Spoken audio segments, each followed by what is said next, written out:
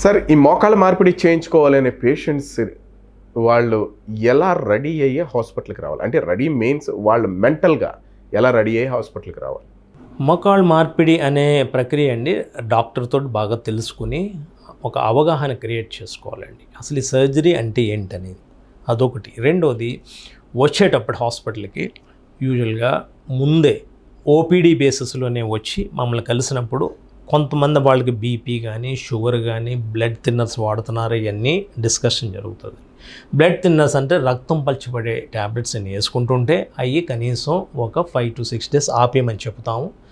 రెండోది ఇన్వెస్టిగేషన్స్, అలా కాంప్లికేషన్స్ అయిన మార్బిడిటీ పేషెంట్స్కి ముందు బ్లడ్ టెస్టుల దగ్గర నుంచి ఎకోగ్రామ్, కార్డియాక్ ఎవాల్యుయేషన్స్ అన్నీ జరుగుతాయి.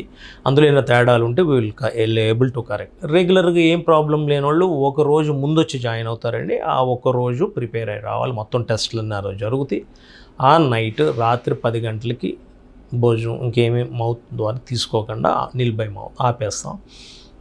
Morning early morning shower 6 o'clock will give a special shower. And ఆ లింబ్ ఏదైతే మోకాళ్ళ ఆపరేషన్ చేస్తారో బెటాడిన్ స్క్రబ్ చేసి దాన్ని స్టెరైల్గా డ్రేప్ చేసి ఉంచుతాం. అట్లానే థియేటర్కి షిఫ్ట్ చేస్తాం. థియేటర్ షిఫ్ట్ చేసే సర్జరీ ఒక 1.5 hour ప్రొసీజర్ ఉంటుంది. ఎనస్థీజియా అన్ని ప్రిపేర్ చేసుకుంటారు. దాని తర్వాత సర్జరీ చేస్తాం. సర్జరీ చేసిన తర్వాత ఒక రోజు సర్జికల్ ఐసీయూలో ఉంటుంది. ఎందుకంటే గుడ్ మానిటరింగ్ కావాలి వాళ్ళకి. పల్స్ రేట్ కానీ ఆక్సిజన్ రెస్పిరేటరీ అన్నీ కూడా మానిటర్ చేసుకుంటా చూస్తాం. చూసిన తర్వాత నెక్స్ట్ డే రూమ్కి షిఫ్ట్ చేస్తాం. రూమ్కి వాళ్ళు వచ్చినప్పుడు హాస్పిటల్ ఫుడ్, బయట ఫుడ్ మేము అలౌ చేయము.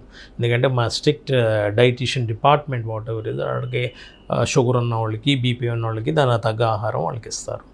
రెండోది వాళ్ళు ప్రాపర్ ఫిజియోథెరపీకి చేయించుకోవటానికి కానీ ఆ లినెన్ అంటే ఒక షార్ట్స్ వాడెవర్ డ్రెస్ వేర్ వాళ్ళకి ఇంట్లో నుంచి తెచ్చుకోవడం జరుగుతుందండి.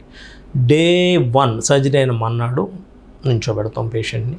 ఒకవేళ ఎపిడ్యూరల్ క్యాథెటర్ వెనకాల ఉంటే అవన్నీ స్టాప్ చేస్తాం. స్టాప్ చేసి నుంచోబెట్టి నడక మొదలవుతుంది. ఫిజియోథెరపీ Day 1 స్టార్ట్ అవుతుంది. ఫిజియోథెరపీలో మొక్కలు వంచడం, స్ట్రెంథనింగ్ ఎక్సర్సైజ్ అనేవి జరుగుతాయి. Day 2 కూడా ఇదే ప్రక్రియ జరుగుతుంది. 3వ రోజు డిశ్చార్జ్ ఉంటుంది. 14వ రోజు కుట్లు తీయటం జరుగుద్ది. ఆ మధ్యలో 2 days డ్రెస్సింగ్ ఉంటుందండి. ఇది ప్రొసీజర్.